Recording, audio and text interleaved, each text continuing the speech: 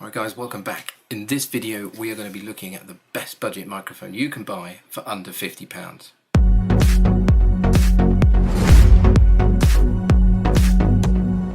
Alright, so straight off that, the best microphone we think you can get for under £50 is going to be the Tonor 700. Now you might be able to pick up the Tonor 800, but what you want to do is buy the kit version. The kit version comes with a whole host of different things. Some of them you'll need, some of them you probably won't need. See, the shock mount is probably the most important thing. It's a fairly well built shock mount, but the screw thread is what counts. The screw thread there comes with a little brass bit, if you like, that goes inside.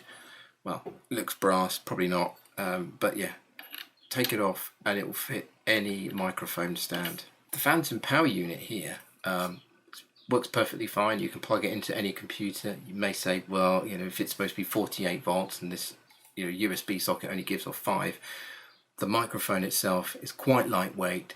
I wouldn't advise dropping it, but this does the job, and it comes bundled with the kit. So if you can find a kit, I would strongly recommend going for that. Again, it comes with one of these, so you know, spit shield, whatever you want to call it, pop shield.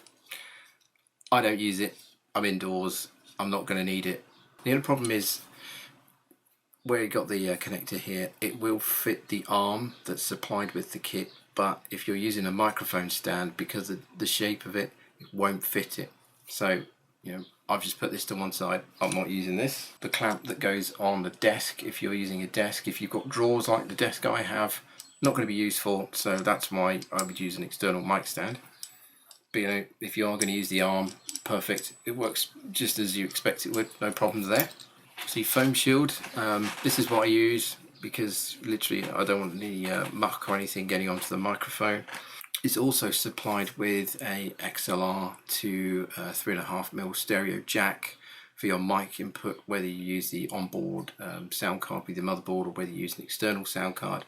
And also comes with a standard USB cable, which you can use one if you've got lying around, nothing special about it. And there's the microphone there. So yeah, it's a cardioid mic and it's got XLR input. Now if you do buy one of these type microphones, always try and get the XLR input. If you just get the USB input, you might pick up noise when you're going into the computer, and you really don't want that. If you have an XLR input, then you can use either your own cables or the ones supplied with it, and it'll try and reduce any noise that's picked up. Here you can see the bundle that we've got here. Now the bit I didn't mention right at the bottom is the silver USB sound card. It does come with it. I didn't show it. I've got it knocking around somewhere, but I haven't got it with me. Earlier mentioned that this microphone is a cardioid mic. What that does is create the heart shapes. On here, on the disc maker's blog, it shows in the middle that the cardioid mic picks up what's in front of it. Alright, so I've turned off my normal camera mic down here, and I've actually switched on the BM700 here. So this is what it sounds like without any additional filters or anything else attached to it. I've had to adjust the latency for the camera, but that's it. Okay, so let's see what it sounds like when we can actually do some things to it. So if we hop over to the desktop and we look at here and we go filters. Alright, so here, if I make this bigger,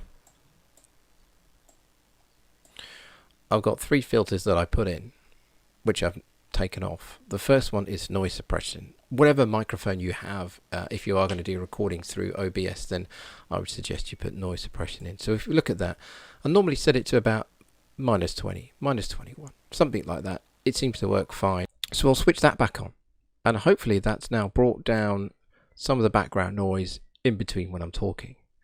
The other one is compressor. So I've set that to 1 to 3.5, if you like, and it's going to have a threshold of -18.